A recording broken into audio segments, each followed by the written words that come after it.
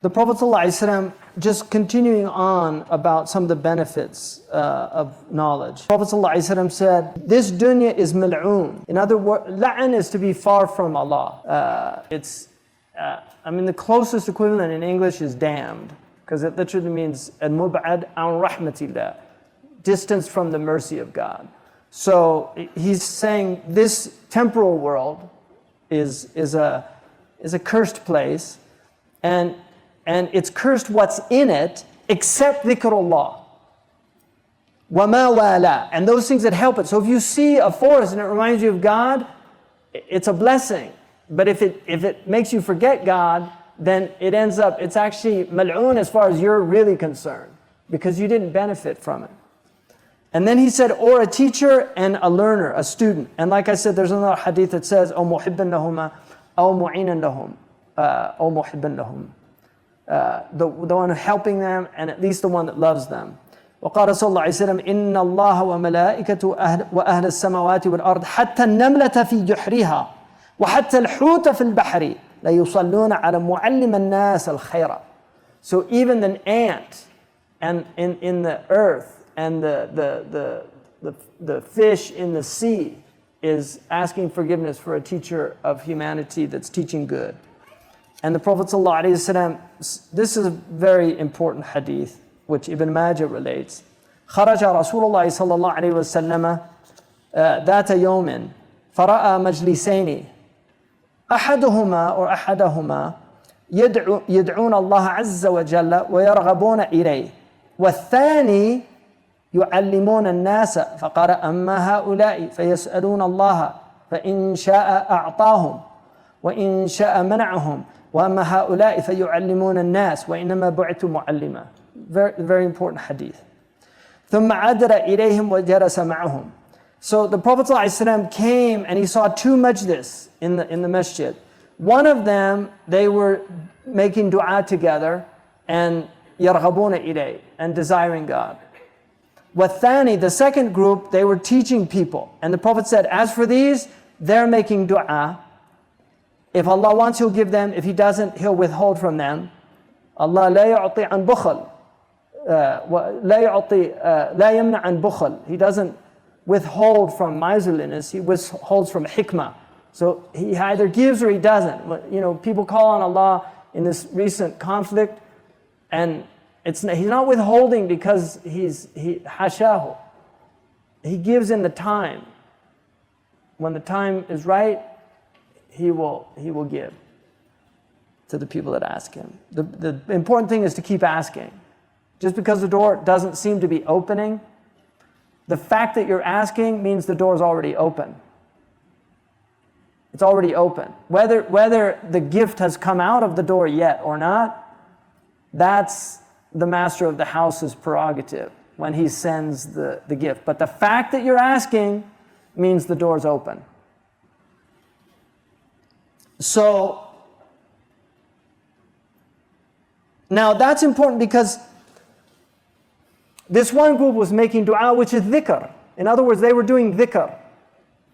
And one of the things, there's a difference between the alim and the abid and the muta'allim. You know, one of the things like at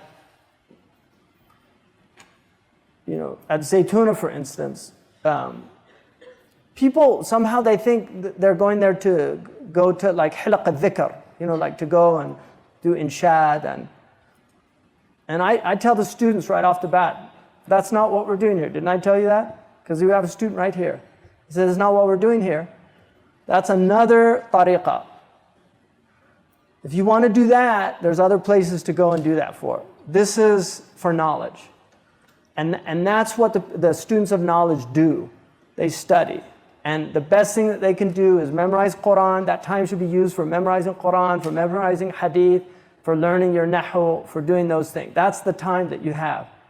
And so the Prophet ﷺ sat with the people of learning because he was sent. He said, إِنَّمَا بُعِثْتُ مُعَلِّمًا. I was only sent to teach. And إِنَّمَا means only.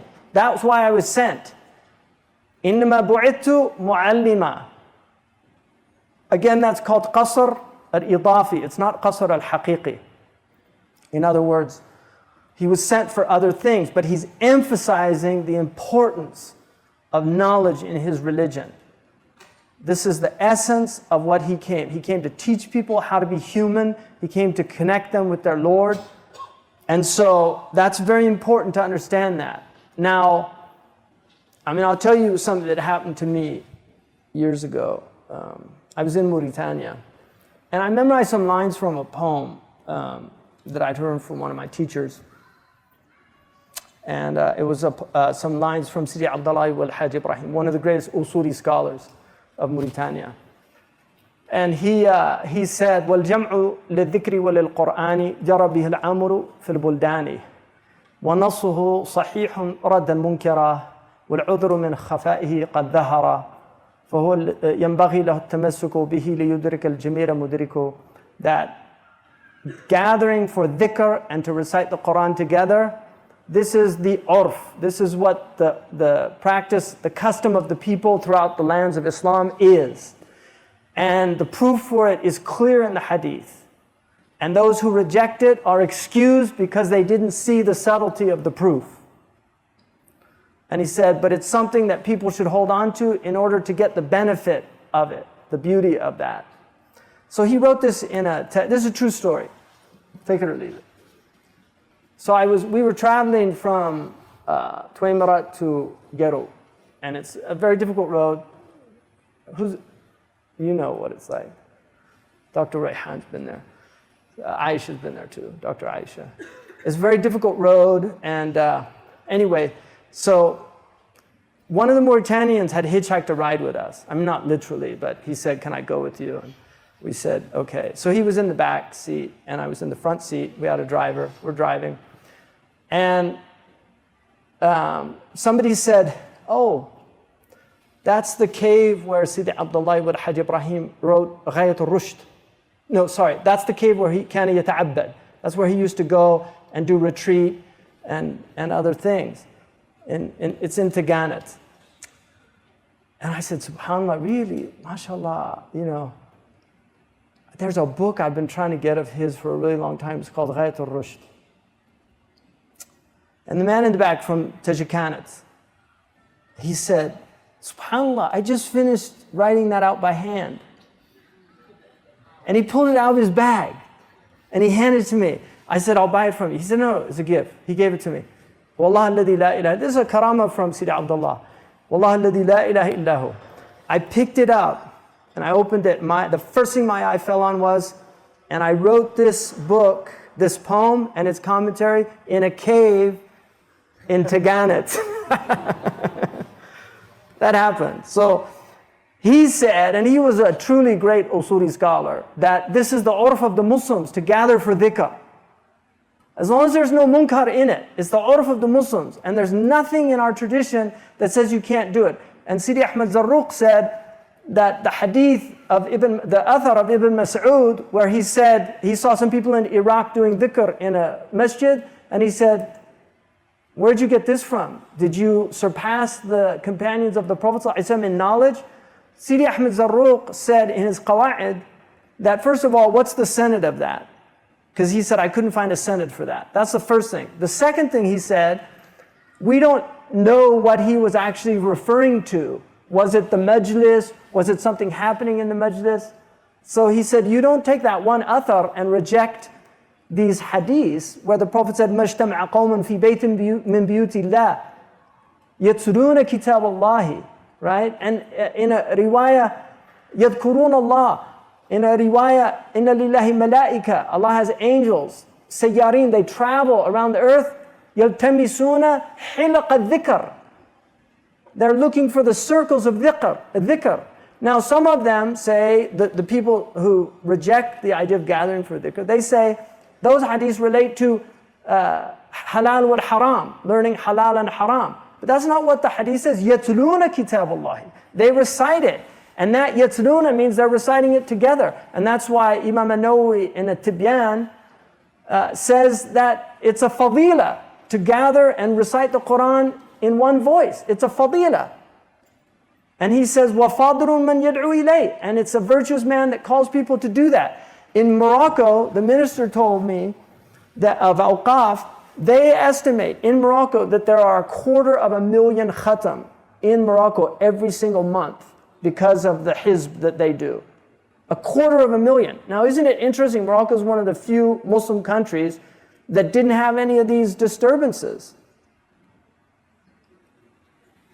And it was the Muwahhideen that instituted that. The Muwahhidun, during their ahad in the 12th century, they instituted that. It's been going on in Morocco for 1,000 years.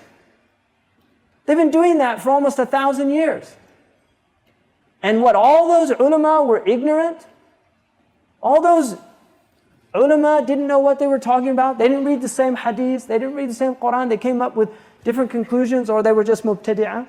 Ibn Ashur was against the hizb, not because of the hizb, but because he said they didn't practice tajweed. He wasn't against the hizb itself, but he thought they were too loose on the tajweed, that they didn't practice it. So, but the important thing from that hadith is that the Prophet ﷺ sat with the people of knowledge, those learning. That's who he sat with. So if there was another room where some people were doing dhikr or doing inshad or reciting poetry that reminded them of God in another room, and there was this circle, we would hope, based on the hadith, that the Prophet ﷺ would join this circle. And then we'd all have to beg forgiveness for being such lousy representatives of his tradition. So the first thing that it mentioned, إِذَا مَاتِ ابْنُ آدَمَ انْقَطَعَ عَمْرُهُ إِلَّا مِنْ ثَلَاثٍ عِلْمًا يُنْتَفَعُ بِهِ, or عِلْمٌ يُنْتَفَعُ بِهِ, knowledge that is benefited from. That's the first thing mentioned, is knowledge, that's the best thing to leave behind. الدَّلُّ عَلَى الْخَيْرِ كَفَاعِلِهِ, those who tell people where good is are like those who do good. There's no envy, meaning ghibta. There's no good envy except in two things. A man who was given knowledge and he teaches it and practices it, and a man who was given wealth and he spends it secretly and outwardly. So, and then he mentions here that Sufyan al-Thawri in the Athar, Sufyan al-Thawri, he was one of our great scholars from the 8th century Christian era. He had his own madhab, and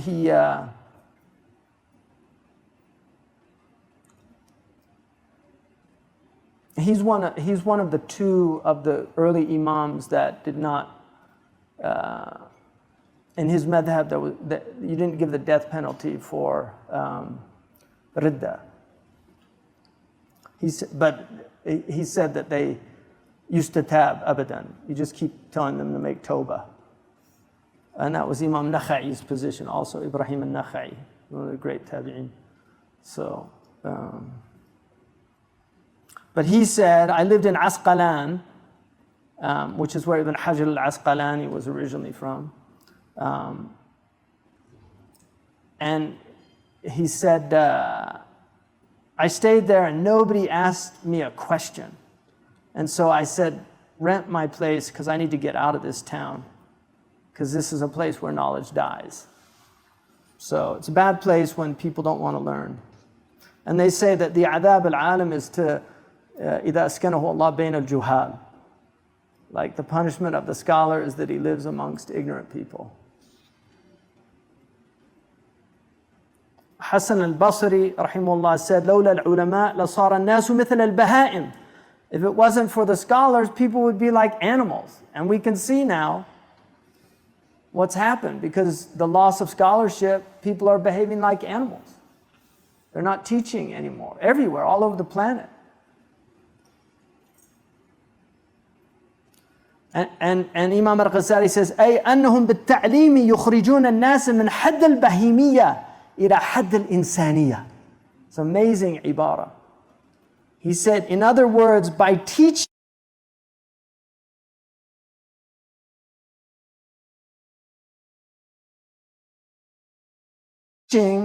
they help bring out humanity from a bestial state into the state of humanity. So they bring out the people from a bestial state to the state of being human.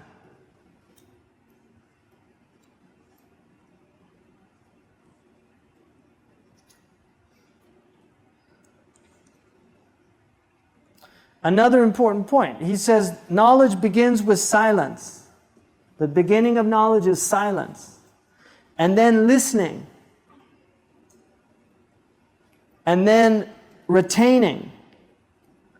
And then acting in accordance with, and then spreading it. That's in Hilyat al-Awliya. It's very important. Muhammad al-Harithi said that. And that's the foundation of our tradition. It begins in silence. You can't learn. It's like the story they teach in the Japanese tradition about the man who came to learn from the martial arts teacher, and he told him who he'd been with. I've been with this man, I've been with that, and I learned this, I learned this style, and then I learned this style, and he just kept going on and on. And when the tea came, he just kept pouring the tea until it was overflowing, and the student said, "Stop, it's full." He said, "What, it can't take any more?" He said, "No, it's full, the glass is full." He said, "It seems you're full too, so I don't have anything to pour into you."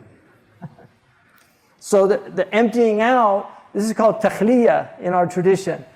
The Sahaba said the Prophet emptied us of Jahiliyyah and filled us with Islam.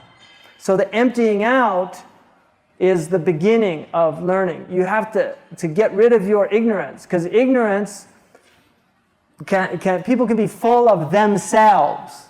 You know, I mean, it's an interesting sentence that we use in English.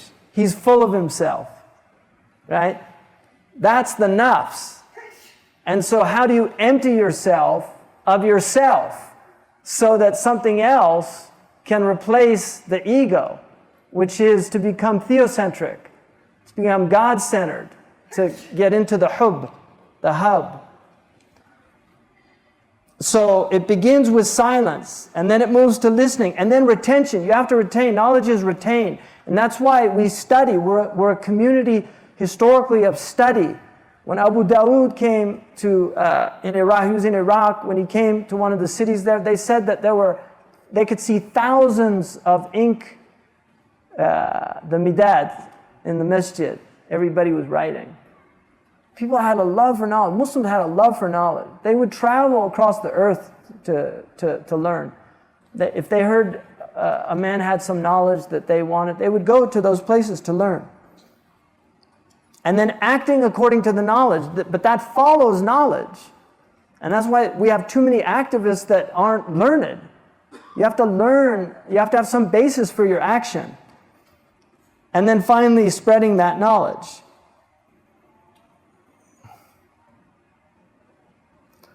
And it said, "Allam ilmaka man yajharu," teach your knowledge to those who don't know, وَتَعَلَّمْ مِمَّنْ يَعْلَمْ, and learn from those who know. فَإِنَّكَ إِذَا فَعَلْتَ ذَلِكَ عَلِمْتَ مَا جَهِلْتَ وَحَفِظْتَ مَا عَلِمْتَ. If you do that, you will know what you were ignorant of, and you will retain what you have learned.